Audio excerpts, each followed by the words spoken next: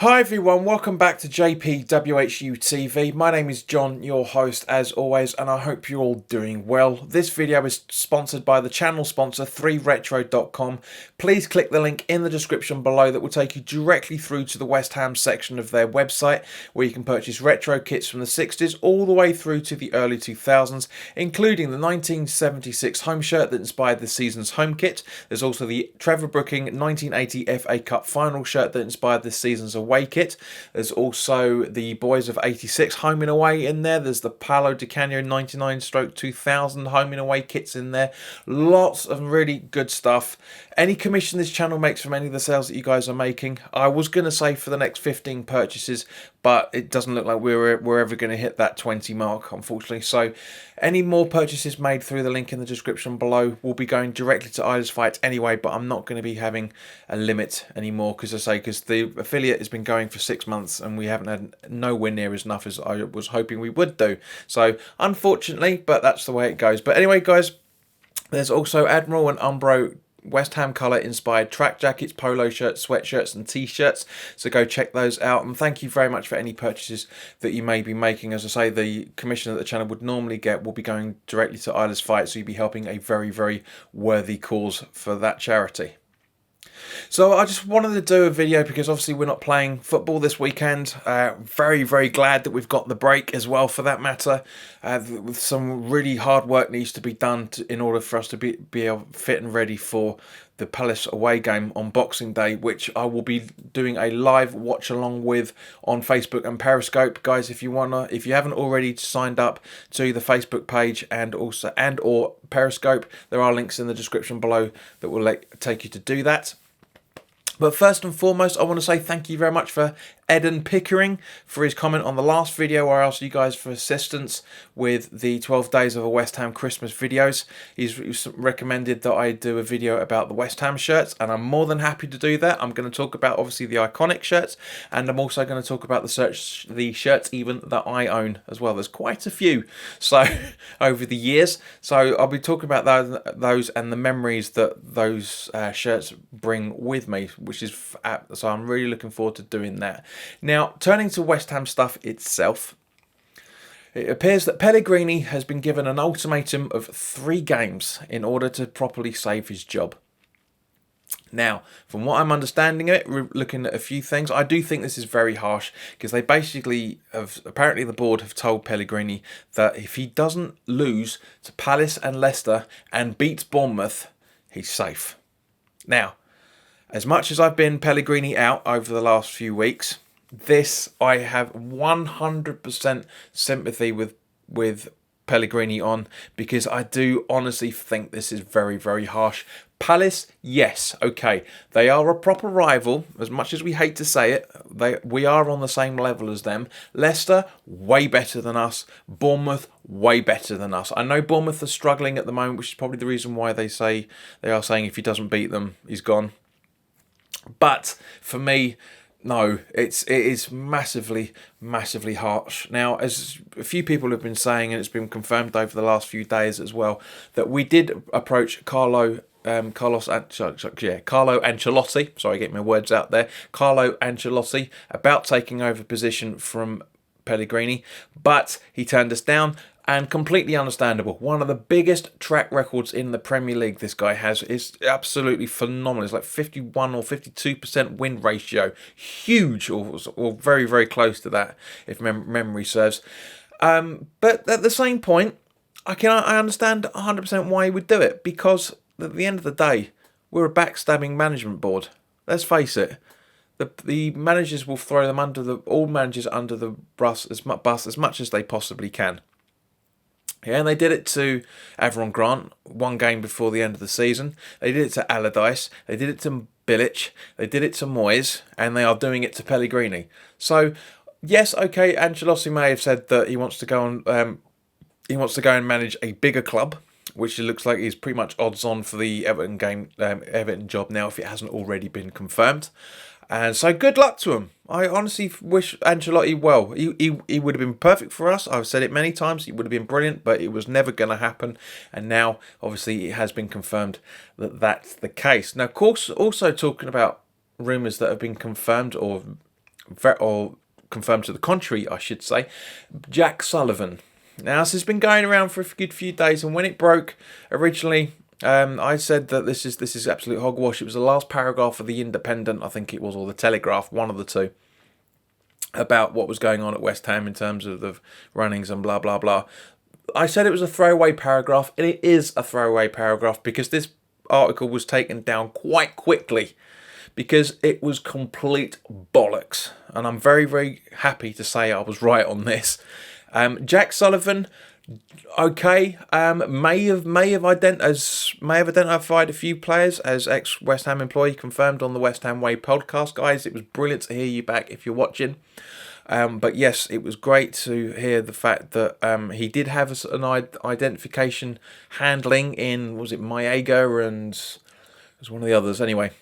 Now, Gonzo did a fantastic video, as he always does, about this the other day, saying about we're being run as a pub team because in order to be able to be involved in identifying players, there are certain FA requirements that have to be taken.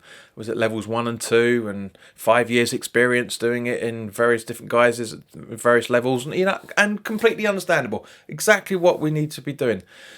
But there's nothing to say that Jack Sullivan hasn't taken that qualification, so there's a lot of presumptions done on this, but it wouldn't surprise us, as Paul said from the Three Hammers the other night, it wouldn't surprise us if this was actually legitimately the case. Fortunately, both X and WHU and a few other sources have confirmed that this is complete bollocks. Yes, he gives his personal recommendations, but he's not involved in any of the actual transfers itself. So I'm glad that rumour can now be put to death because it is just ridiculous. Now, there's also talk about Jack Wilshere continuing on with his first senior squad training, which I'm very, very happy about. I don't think we're ever going to see him properly, which is a shame. But it was heartbreaking to hear on the radio, and to be honest, this is something we all thought was going to be coming at some point anyway. But it was heartbreaking to hear that the club are slowly giving up on Winston Reid's chances of ever playing for the senior squad again. It is heartbreaking. He's still got 2 or 3 years left on his contract, if I remember correctly. But at the same point, I get it. We need reinforcements. We really, really need reinforcements. Not just in January, not just then, but in general, we need some really good reinforcements. Centre back is definitely a target, which we all have been wanting for a good few years, and apparently it's also come out recently that we are looking at centre backs, which is great. We're also looking at a new goalkeeper, of course. Jack Butland was mentioned for, but apparently he's come out with a article for Stoke's online website publishing thing, saying that he doesn't see himself going anywhere. Understandable, they want 20 million for him. We're linked with Darren Randolph coming back from Borough. We're also linked with Asmir Begovic, who's a free agent from January. I'll come on to next level stuff in a minute, guys. We're also looking at right back Aarons from Norwich and Manquillo from Newcastle. Norwich 100%. Adams, yes please. Yes, I would definitely take a Manquillo. I can understand the reasons because he's free. He's a free agent in the summer. But yeah, it doesn't fill me with confidence in any shape or form. And likewise with the midfield targets we've been given, as we're apparently looking at as well. For example, Joe Allen again from Stoke. They want 15 million for him. I don't think so somehow. Wanyama again from Spurs. Now Daniel Levy came out saying that he's not afraid to trade with any of the Premier League teams. Yeah, okay, all right, I'll believe that when I see it. We're also linked with Barbosa as well, the striker, which we were linked with around about this time last year as well. So that's just news anyway. But guys, as part of the 12 days of the West Ham Christmas, there is the transfer wish list video coming up for the January window anyway, so keep an eye out for that. But if we are going to be going through these positions and looking at these players and to bring them in, I can't see it being a loan. I really can't. So where are we going to get the funds for it? I'll be very surprised if it comes from the money we've saved each week on the wages since selling and releasing, I should say, getting rid of our highest paid earners in the summer just gone. Where's the cash coming from? Is it going to be from us selling Sanchez for half a million? Is it going to be coming from selling Roberto for whatever pennies we are going to get for him? I don't get it. I really, really don't understand it. And of course, and looking at delusions when it comes to funds as well, David Gold's comments have been hysterical the last few days, especially for his Blowing Bubbles article interview that he did, saying that he doesn't regret. Say that he feels that the best move they've done in the last decade is moving us from the Bowling Ground or Upton Park, depending on who you are, to the London Stadium. Now, but this isn't the funniest thing he's said. When a few days ago on Twitter, when somebody said to him, upgrade the training facilities because our injuries are a joke, and that's 100% right, completely right. David Gold said, we have spent millions on this training ground, which of course made massive backlash on top of that as well. He shouldn't have said anything. He really shouldn't have done. He's an old man, bless him. You know, he's going to make mistakes. I mean, he's just human like the rest of us. But when we actually look to see how much money the club have spent on the training ground over the last couple of years. Now, when this story originally broke out last summer, I was saying that Pellegrini was bringing the club kicking and screaming into the 21st century. I still maintain that because Pellegrini has said these are below adequate, and they were below adequate and still are below adequate in terms of the players in terms of the teams, I should say, that we are supposed to be competing against. Yeah, David Gold said we were going to move to the London Stadium so we can compete with the likes of Arsenal, Chelsea, Man City, blah, blah, blah. You know, we all know the bollocks we'll be given. Do you know how much their training grounds are worth? Well into the hundreds of millions of pounds. How much money has West Ham spent on the training ground? Less than they paid for Jordan Hugill. Let that sink in.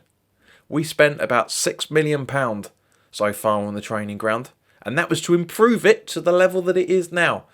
Probably £2 or £3 million of that went on that really, really plush looking reception. Or the entrance, whichever way you want to look at it. It's a joke. It's an absolute joke. We are not next level. We are never going to be next level with a bog standard in terms of Premier League level. Bog standard training ground. It's just not going to happen, guys. We all know that over the last decade, they've sold us bullshit after bullshit after bullshit. And some of us believed it. I believed that the movie was going to benefit us. If Iron Men, the movie, had come out before we'd moved, that would have been slightly different. You see that little Herbert David Sullivan sitting there going, well, the money from the London Stadium's only going to get us an extra £2 or £3 million extra revenue. What was the point? What was the point from moving that, if that's the case? What is the point? But we've got to stick with it for the next 97 years. No, was it 90? We had a 9-year lease, so we are into the 4th year now, so 95 years left to go. Oh dear, but anyway, as I say, it's ridiculous how delusional the board is, and we are never going to be next level. We are never going to be next level as things stand at the minute. Now, I said on Hammer's Polls video a few weeks back that if the owners take the last instalment of the loan repayments out, which is about 45 million pound in January, they're not West Ham fans. They're not. They're just businessmen. And Gonzo on his video that went up today is pretty much in agreement with what I said on that video for Hammer's Polls the other week, where I said if they are legitimately West Ham fans, they will not take that money out until the summer. And Gonzo's also said the same thing. So it's just, but yeah, we are never ever going to reach what we all thought the next level was going to be under the two Davids. If they take that money out in January, we're not paying a penny. We are not spending a penny. If they don't take that money out, we'll probably only spend about 12 million, if that. If that. But to get try and end it on a little bit of a high note. City away has been confirmed that it's now going to be playing on Sunday, the 9th of February at 4:30. So very likely to be on Sky Sports. So which changes the winter break, which is now going to be the weekend of the 15th and 16th of February. If I remember correctly, it was supposed to be the first week of February, and now it's turning into looking like the second. And also Liverpool away is going to now be a Monday night fixture of the 24th of February at 8 o'clock kickoff. So again, looking like it's going to be on Sky Sports. The only thing we're supposed to be waiting for, really, is Liverpool at home fixture. Let's see when that's going to be. If it is ever going to happen. Oh, of course it has to happen. But I really do hope that we're going to get that fixture sorted out very, very soon. So in the meantime, guys, thank you very, very much for your time. Enjoy your weekend. Hopefully it's not going to be too rainy. You will see me on Tuesday, for I will be doing it might be Monday, in fact. Monday for the preview of the Boxing Day game. So, guys, thank you very much for your time. It'll be Monday or Tuesday, one of the two. But in the meantime, enjoy the rest of your weekend. Take care of yourselves. If I don't speak to you beforehand, have a fantastic Christmas. And you will see me either the preview on Christmas Eve or the Christmas message the following day on Christmas Day. Anyway, guys, look after yourselves, and I will see you very soon.